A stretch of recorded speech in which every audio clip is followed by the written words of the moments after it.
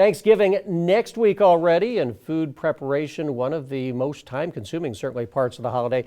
But it is important to be safe while cooking lots of food in the kitchen. I won't tell you my stories. I can only imagine. KQ2's Jackie Elson has more on what to do and what not to do in the kitchen. Cooking safety is important every time you're in the kitchen.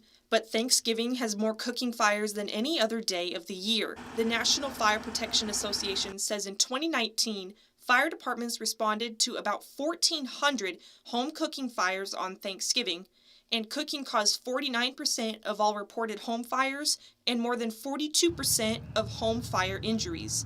So the fire department wants you to be careful in the kitchen. The turkey takes the longest, so just proper planning and things like that.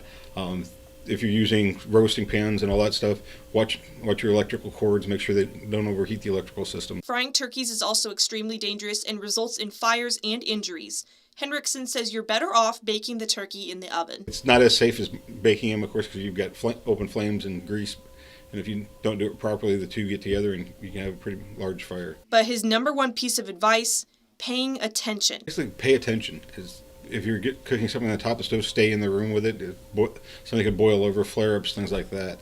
If you're cooking turkey, don't leave the house, because if something goes wrong in the oven, of course, there's nobody there to pay attention to it. The American Red Cross also has an important tip to prevent cooking fires. Keep an eye on what you fry. In other words, we want to make sure that people aren't leaving their stoves or ovens unattended. Reporting in St. Joseph, Jackie Elson, KQ2 News. Hendrickson also suggests looking at the brand's website for safety instructions and recipes.